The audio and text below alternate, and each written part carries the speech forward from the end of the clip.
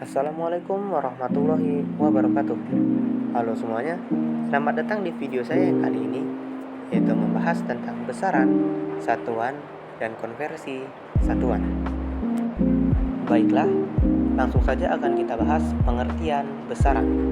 Besaran adalah segala sesuatu yang memiliki satuan pengukuran yang dapat diterapkan angka dan perhitungan dengan dinyatakan dalam terhadapnya. Persyaratan sesuatu disebut sebagai besaran wajib memuat 3 hal, yaitu memiliki satuan, dapat diukur, dan dapat dinilai dengan angka. Tidak terpenuhinya salah satu syarat ini menghapuskan status sesuatu hal sebagai besaran. Setiap jenis besaran tidak memiliki satuan yang sama dengan besaran lainnya. Macam besaran. Besaran terbagi menjadi 2 macam, yaitu besaran pokok dan besaran turunan. Besaran pokok adalah besaran yang satuannya telah ditetapkan dan didefinisikan terlebih dahulu dan tidak diturunkan dari besaran-besaran yang lain. Besaran pokok berjumlah 7, yaitu panjang, massa, waktu, kuat arus listrik, suhu, intensitas cahaya, dan jumlah zat. Sementara itu, besaran turunan adalah besaran yang satuannya diturunkan dari satuan-satuan besaran pokok.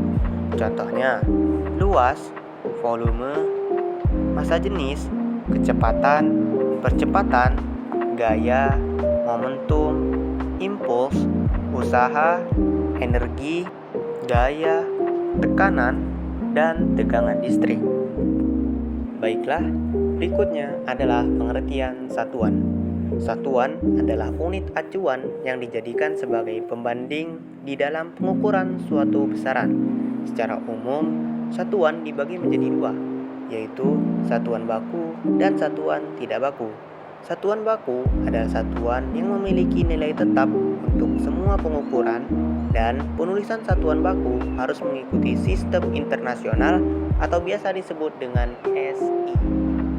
Sedangkan satuan tidak baku adalah satuan yang memiliki nilai yang berubah-ubah atau tidak tetap. Satuan internasional adalah sistem satuan yang digunakan secara global untuk mengukur berbagai besaran fisika. Sistem ini terdiri dari 7 satuan dasar yang saling terhubung, yaitu meter untuk panjang, kilogram untuk massa, detik untuk waktu, ampere untuk arus listrik, Kelvin untuk suhu termodinamik, mol untuk jumlah zat, dan kandela untuk intensitas cahaya. Satuan-satuan dasar ini membentuk dasar untuk satuan turunan lainnya, seperti kecepatan, gaya, dan energi yang diperoleh melalui kombinasi satuan dasar sesuai dengan kebutuhan pengukuran dalam ilmu pengetahuan dan teknologi.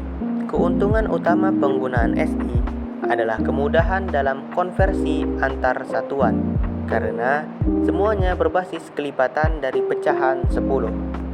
Hal ini memungkinkan sistem SI digunakan secara konsisten di seluruh dunia, mempermudah komunikasi ilmiah, dan menghindari kebingungan yang mungkin timbul dari perbedaan sistem satuan yang digunakan di berbagai negara. Selanjutnya, kita akan mempelajari tentang konversi satuan.